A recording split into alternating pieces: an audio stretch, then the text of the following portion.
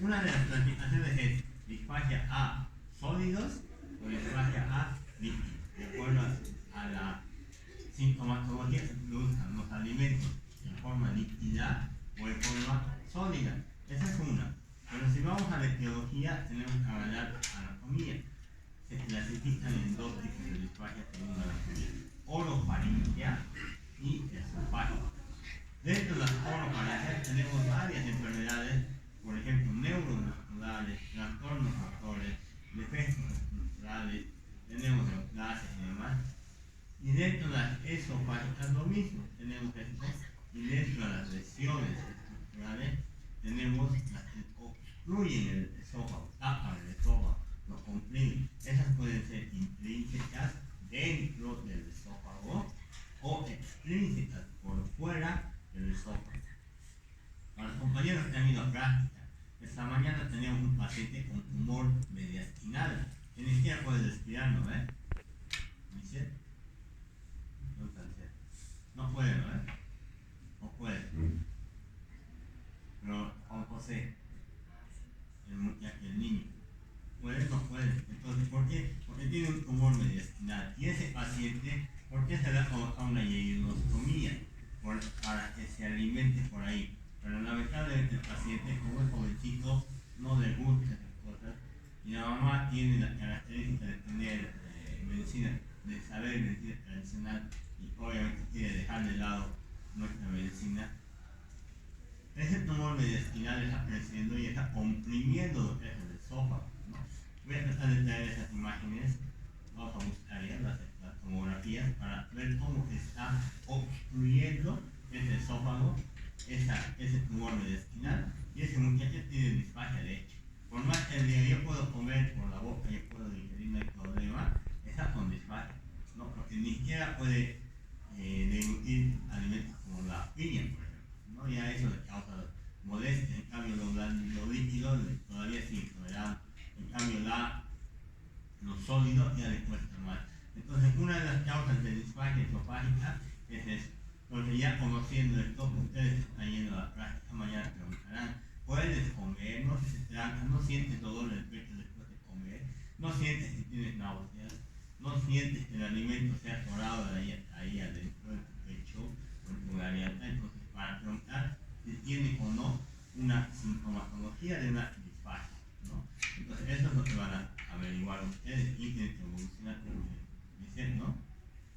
Tu paciente, voy a preguntar a eso. Fíjense que a veces vemos ese cuadro y decimos: no, me va a tocar. Ese era eso, claro, es eso.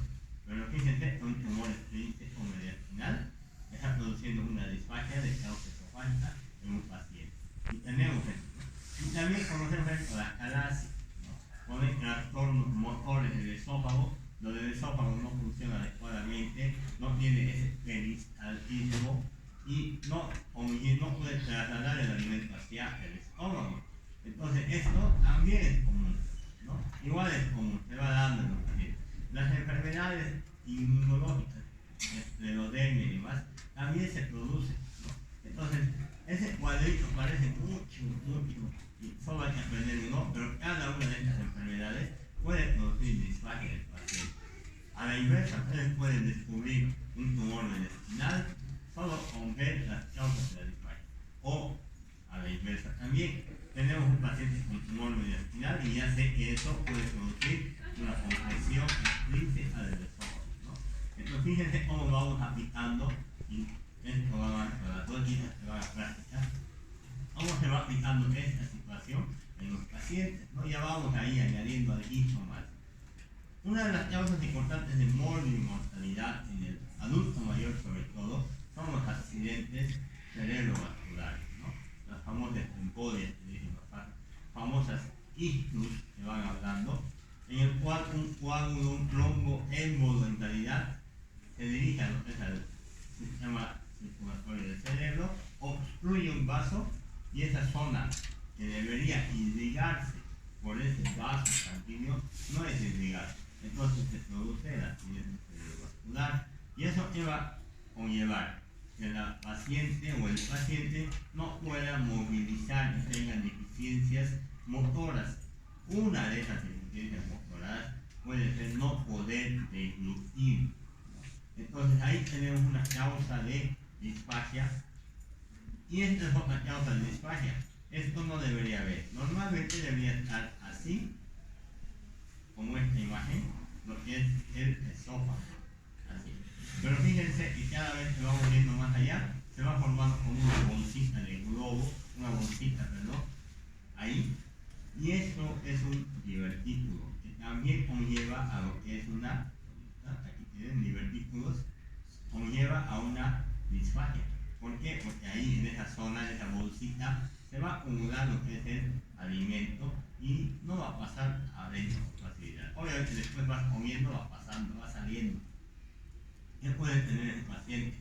La disfagia, dolor a nivel orofaringeo, dolor a nivel de esófago, dolor a nivel de toda la región del cuello deglutir, puede tener molestias, incluso si presiona esto la vía respiratoria, una sensación de dizziness.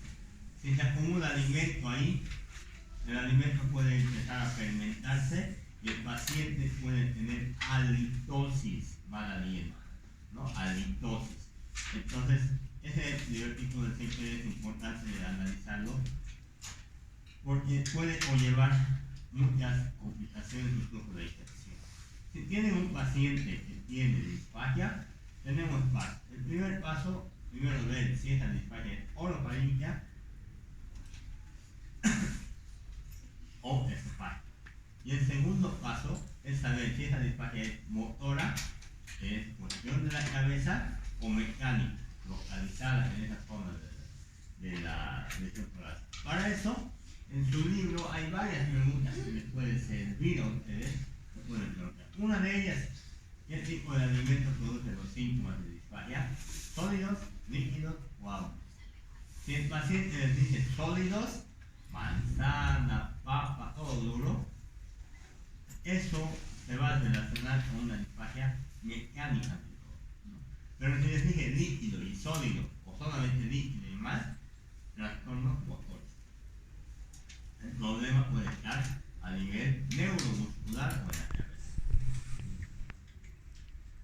Lo mismo, la disfagia a los líquidos, la disfagia está relacionada con la disfagia orofaringea, y este es otro.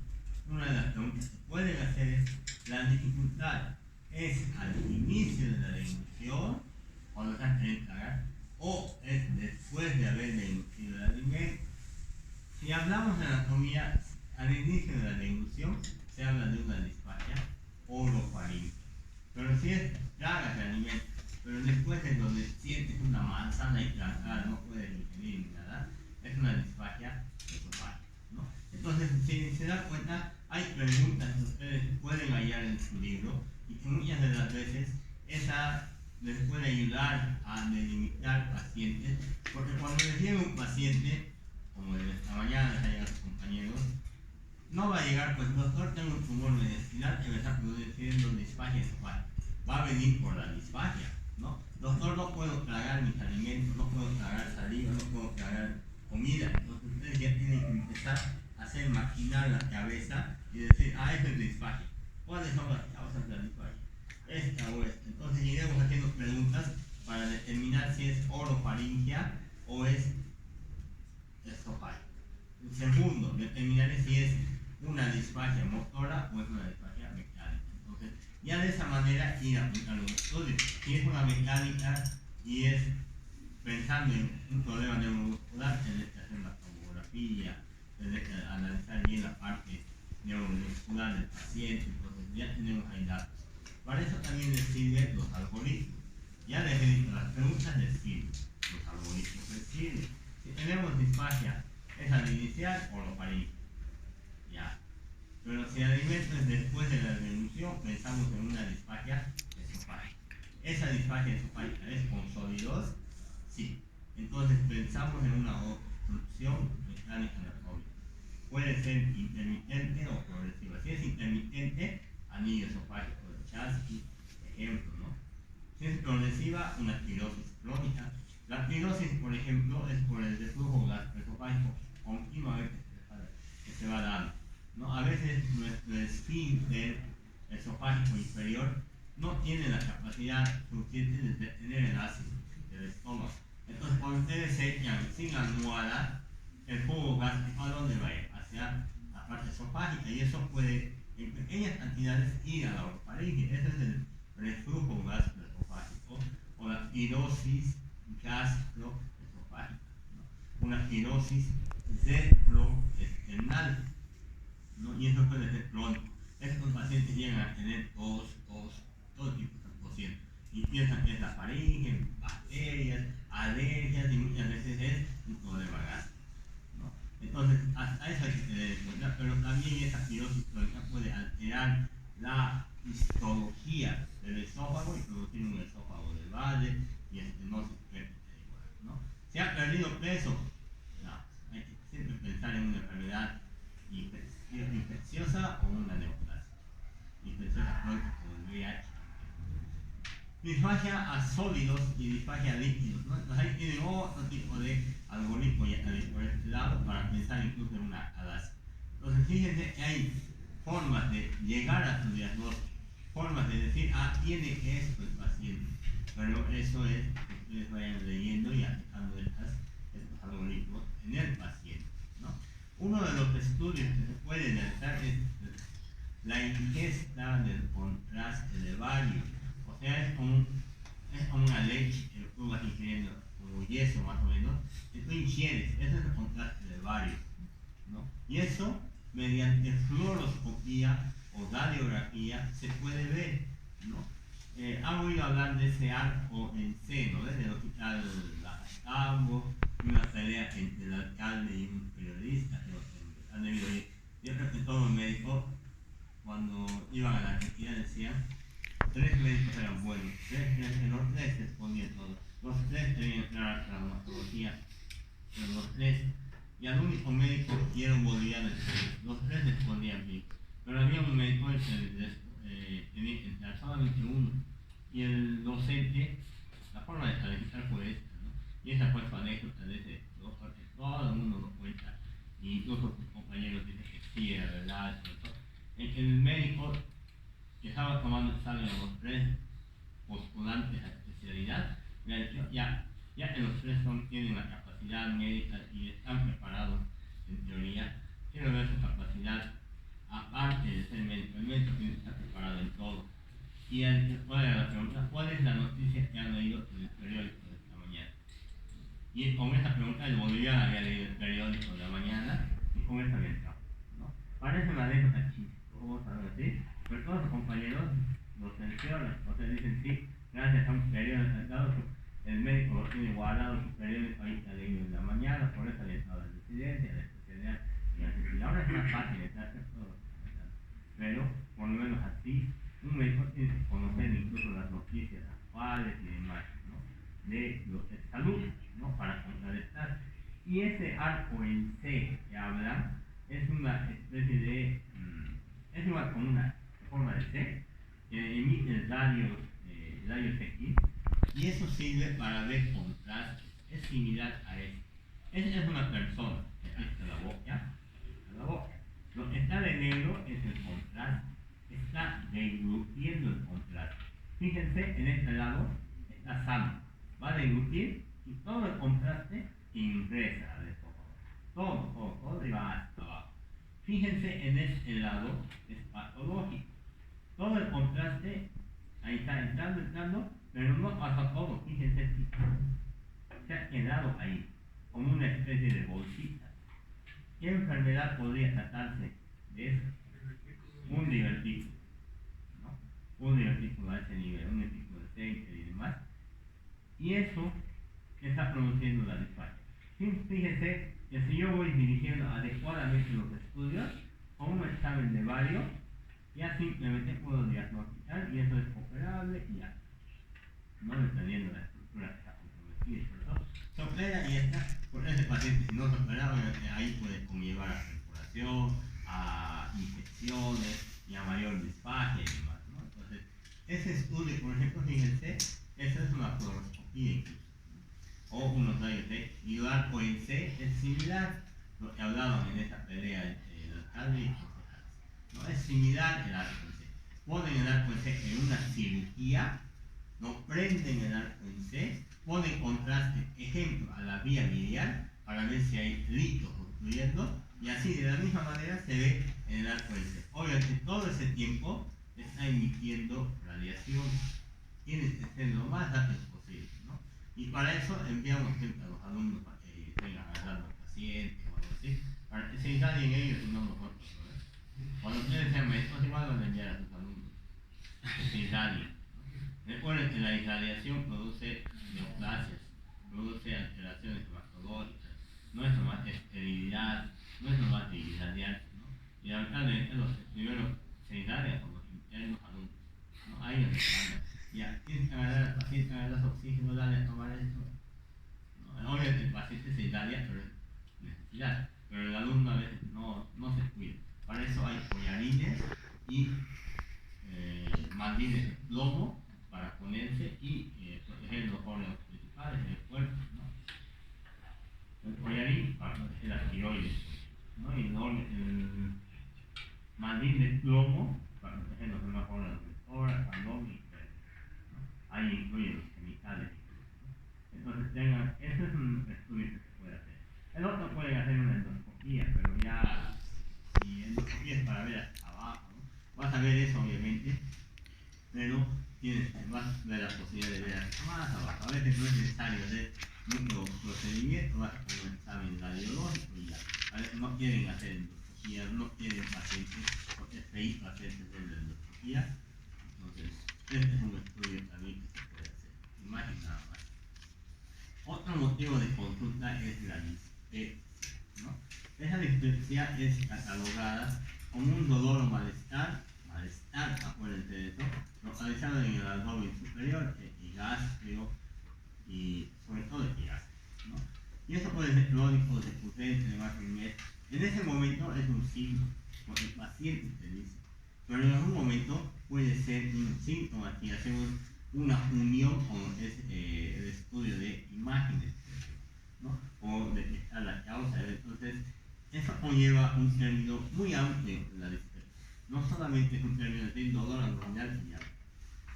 Este término incluye muchas veces lo que son el dolor corriente, las náuseas, la distensión abdominal, ¿no?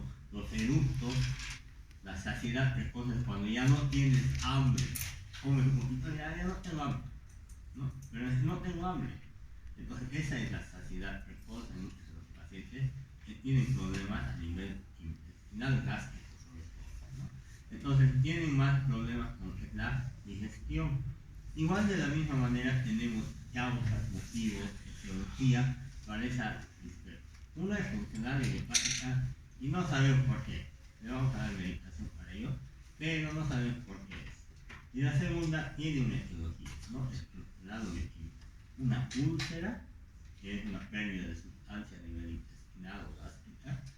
Tenemos enfermedades por el reflujo gastroesofágico. Este término es muchas de las veces usado en los seguros públicos, ERG, por ejemplo, para los que vayan al hospital, a veces ponen en la receta ERG, no saben qué es enfermedad por el reflujo gastroesofágico. El cáncer del esófago, la gastroparesia, que es la parálisis del estómago.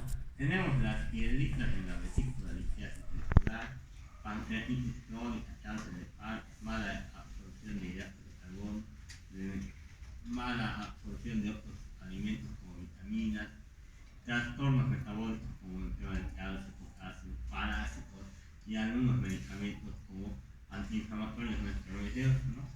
Entonces, tienen las causas ahí. Y les pongo un ejemplo. Doctor, me duele, hace un mes me está doliendo mi estómago, siento que se hincha, tengo hipo, eructos, ¿qué puede ser?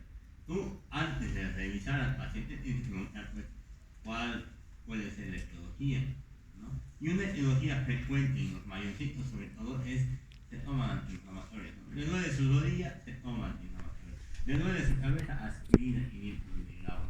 Le duele su oído, su ojo, lo que sea que le moleste, incluso si no le duele, por si acaso se toman analgésicos, ¿no? Y eso puede conllevar a tener trastornos gastrodigestivos, ¿no? Gastrointestinales, perdón, y renales también. Entonces hay que preguntar todos los antecedentes, incluyendo ahí los medicamentos, ¿no? medicamentos y todo lo que esté tomando que pueda producir lo que es una alteración a nivel digestivo tipo dispepsia. Para mañana tienen que leer todo lo que contiene los demás síntomas, ciclos, demás MS que incluye ahí. Los motivos de consulta incluyen la enfermedad actual, ¿no? Constipación. Ya lo que tienen que pasar es el dolor abdominal. Ya vamos a ir viendo tipos de dolor abdominal y qué puede ser. Por eso es importante los 9 cuadrantes, para que me digan, si le duele ahí, ¿qué órgano puede estar afectado? Si esa vesícula es un órgano hueco y el dolor se puede irradiar a ciertos lugares. Entonces, le pasen lo que es Alicia y le pasen los tipos de dolor, porque no ya tienen cuadritos para llenar como tarea ustedes ese tipo de dolor. No, esa es la escala de Briscoe de SSCales. Y en el tema de semiología, lean, porque hay muchos nombres, por ejemplo,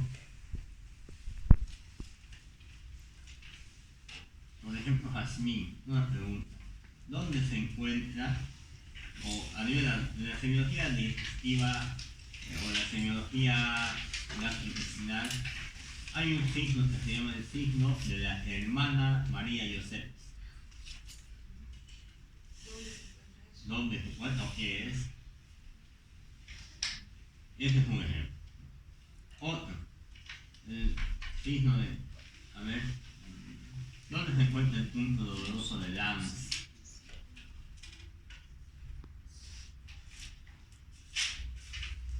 ¿Qué es el signo de McBurney? Todos estos detalles, todo eso tienen que leer. Ahora sí les toca leer, porque si bien el respiratorio no ha sido tan amplia la lectura de ustedes, pero el digestivo tienen que leer, ¿no? O sea, tienen que leer sí o sí para poder hablar de términos médicos. Y cuando hablan de digestivo son maniobras, nombres raros, son puntos dolorosos, y eso tenemos que ver, ¿no? El primer paso ya estamos haciendo. El primer paso siempre va a ser delimitar esto, ¿no? Para poder hablar más a detalle. El primer paso, no se queden atrás, no hacen este primer paso, les aseguro que no van a llegar al final, no van a poder llegar al siguiente paso, al dolor, no van a poder llegar a las maniobras, mucho menos a los puntos dolorosos. Y seguro, cuando vengan aquí, ya no va a ser como respiratorio, ¿no? El tema digestivo es muy amplio, les voy a decir, hagan las maniobras de evaluación del vaso. Y ahí me dirán, esa es la maniobra de enganche para el vaso, y el vaso puede ser normal cuando está debajo del borde costal, cuando tiene 4 grados de crecimiento y llega al último a pasar el ombligo. Todo eso nos tiene que explicar. Ahora ya no es el tema de pasito a pasito, no es por órgano. Lo mismo en hígado, lo mismo en apéndice. Tenemos muchos signos de sintomatología de apéndice, ¿verdad? Entonces tenemos que saber de signos, sintomatología de vesícula, de pancreatitis, por ejemplo, ¿no? El signo de Rey Turner, ¿no? Entonces, todo eso tienen que leer ahora, ¿no? Empiecen a leer y a dirigirse a la semiología por ese lado. Empezamos por esto, luego vamos por el dolor.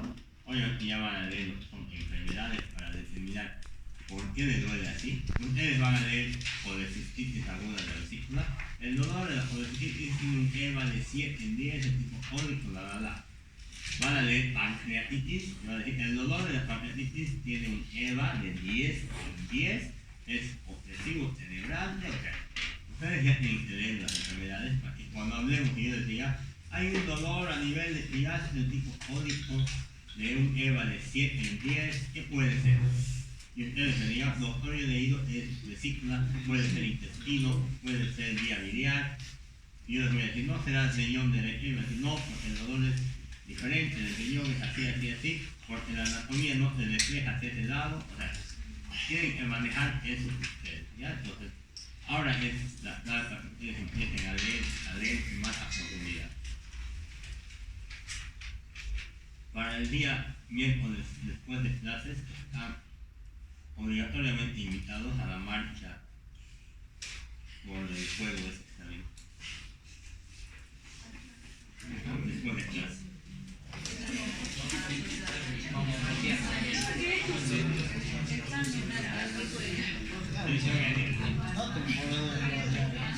No, no, no, la misa no va. No, no, no.